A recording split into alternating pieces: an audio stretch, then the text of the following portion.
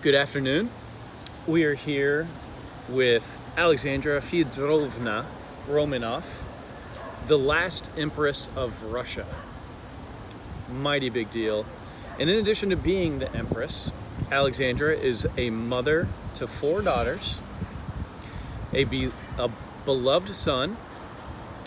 She is a loving wife to the Tsar Nicholas, a woman of deep faith, a lover of the color mauve, and a saint in the Russian Orthodox Church.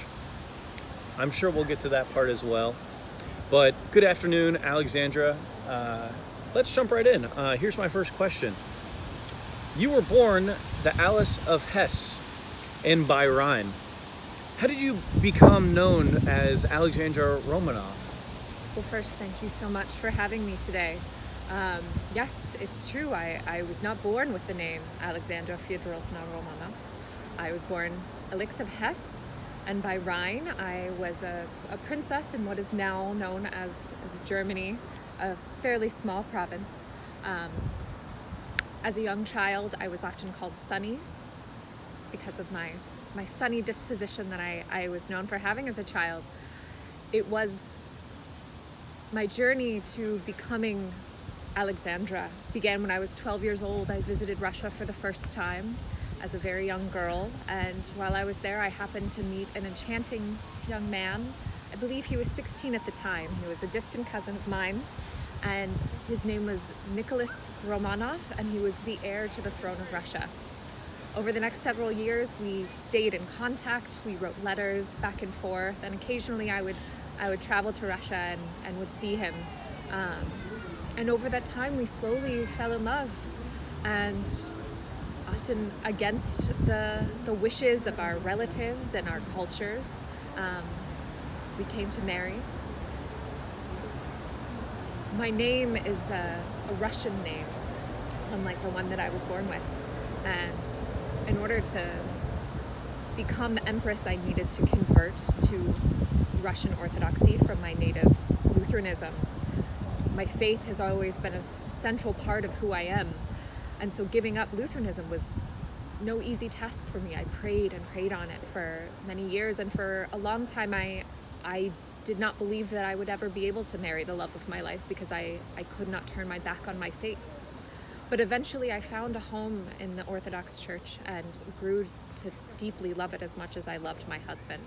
So when I was baptized, I was given the new name Alexandra Fyodorovna Romanov. Thank you so much for all of that.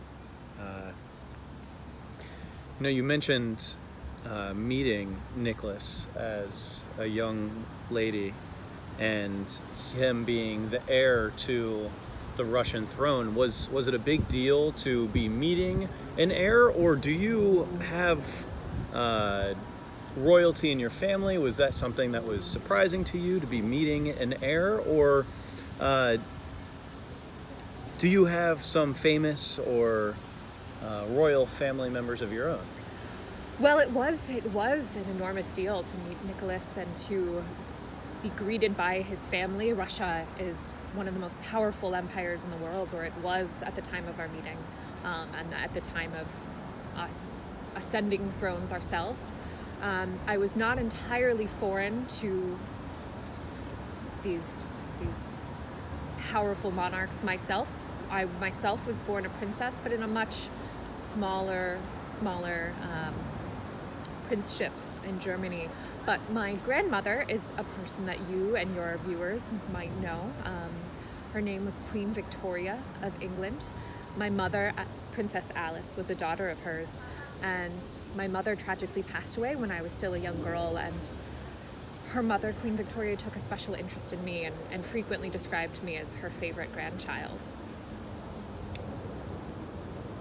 So I'm going to ask a question that's related to this, and this might be harder to talk about because of, well, I guess we'll see. But this seems to be a pretty common trait among the royal family. Could you share a bit about how hemophilia has had an impact on you and your family? It is still very painful to talk about. Yes, hemophilia has plagued my family my whole life. I have an uncle who died of the disease. One of my own brothers died of the disease. For those who may not be familiar with it, hemophilia is a blood disease. It is carried by women, such as myself, but it's unusual that we female carriers display symptoms of the disease.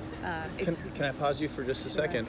For our listeners at home, our viewers at home, I want to, in case you did not know what hemophilia is, it's a disease that does not allow your blood to clot. And correct me if I'm wrong, but I believe if you are to start bleeding, you're cut, something like that, then your blood cannot clot, and therefore you just continue to bleed and bleed and bleed without it stopping naturally. So you can imagine how that would be problematic. And I'm sorry to hear about your uncle. Could you continue to tell us about how that's affected you and your family? Yes. So I in discussing my initial meeting with my husband, Nicholas, and the reservations from both sides of our family about our marriage, one of the fears was that as a woman of a line that had been plagued with this awful disease, that I would bring it to the Russian royal family. As I mentioned, it is passed by women, even though we usually are not the ones who are sickened by it ourselves. So it had been a fear all my life that I would pass on this disease or continue to see the men in my life who I loved be plagued by it. I am a mother before I am anything else. I have 4 beautiful daughters, Olga, Tatiana, Maria, and Anastasia. But after many years of being a mother, we still had no heir. The Russian throne has to be passed to a son. And we prayed and prayed and prayed, and finally we had a little boy. His name's Alexei, and his birth was the happiest day of my life, even more so than my marriage to my beloved husband. But not long after his birth, we noticed that he would bruise and he would cry, and if he started bleeding, he would not stop. And soon we realized that he had this terrible disease, but we couldn't let anybody know. With only one heir to our throne and a very tumultuous political situation in Russia as it was, if they knew that we didn't have what would be considered a viable heir, we could have lost our throne altogether. So we kept it hidden. The public didn't know, the aristocracy didn't know, only a few close chosen friends. We did everything we could to protect our son. We had guardians with him all the time, trying to prevent him from having any injuries, but he was a young boy, and naturally he sought out the trouble even more so for trying to be shielded from it, and often found himself in incredible pain as a result. So if anything were to have happened to him, or maybe it did, and you can elaborate on this, what was your plan, or how did you handle that? Was there someone that could help out in any way? For years, there was no one. He would just have to endure these horrific bouts of pain, and we would never know if he would succumb to them or not. Finally, our friend Grigory Rasputin came to us. We did not know him at the time. He had assisted other people in the Russian court before, but came from a very small village in Siberia. He is a monk, what we call a starets in Russia. And by simply laying his hands on Alexei, he was able to calm the child, and his bleeding would slow and he would stop. And over the next several years, he was the only person who could ease my son's pain. So as you can imagine, he was invaluable not only to me as a mother and to my son as a young boy, but to the continued success and viability of our dynasty. Yeah, I can only imagine someone who means that much to your family and to the future of the Russian Empire. With that said, this Rasputin has an interesting background himself, but there are some detractors who claim he may have had, and I'm apologize if this is rude for me to bring this up, but that he have had an undue influence on your husband's reign of Russia? Wherever there are powerful, spiritual, groundbreaking people, there will always be those who are frightened. And our friend was a victim to that in many ways. There was always lies being told about him in the capital, people who did not understand the gift that he had and what it meant to our family. And for someone to be able to heal our son in a way that nobody else could, we knew that he was sent by God, so how could we not listen to him when he would advise us beyond that of our son's health? He was a gift to us, and to abandon his counsel even when it was not about Alexei's health would have been sacrilege. Absolutely. Well, we are getting short on time, so maybe just a couple more questions if that's all right with you. Mm-hmm. As we mentioned in the introduction, you are the last empress of Russia. Your husband's family ruled for 300 years, a very impressive history. So what led to your husband's abdication of the throne in 1917? Well, what you must understand is that while it was my husband's decision to abdicate the throne, and while the Romanov dynasty did come to an end with our little family, it was not up to us. It was not solely a result of factors that we had control over. There had been generations of discontent within our country by the time that we came to power. My husband's grandfather was assassinated by a bomb that was planted. Despite the fact that he had been the one to free the serfs, he was considered a progressive, and yet he was still killed. So, yes, several years into what I believe is now referred to as the First World War, which Russia was a part of. My husband was at the front bravely fighting with our soldiers. There began to be increased political unrest. My husband was eventually forced to come back to Zarkoselo, where my family lived. And I should mention this was after our friend Rasputin was brutally murdered by our own relative. It was the most vicious betrayal that I've ever experienced in my life. And I, to this day, believe that it was his death that put into motion everything that befell my family afterwards. But I digress. My husband returned. Shortly afterwards, we were placed under house arrest in our home, the Alexandra Palace. He was forced to abdicate his throne. We strongly disagreed about this, but I know that he was trying to do what he felt was best for the safety of our family. Nicholas was, above all, a family man.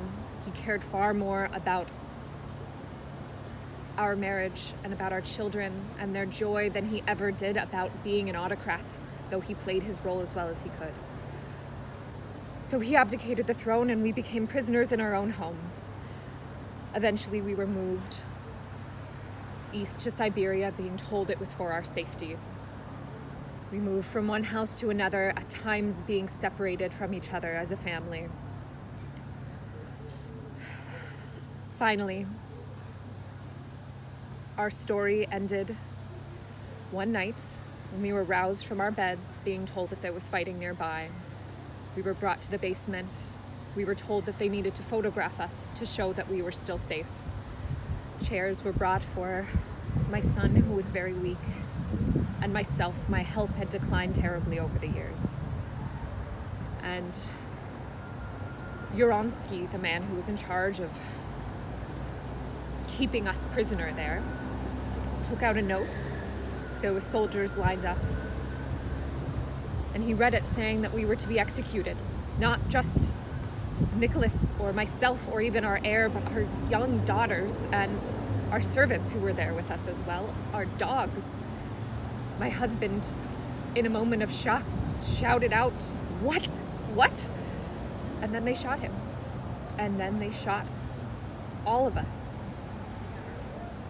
Before leaving our home, I had sewn jewels into my daughters and my bodices, hoping that if we escaped, we would be able to use them as currency to be able to reach safety.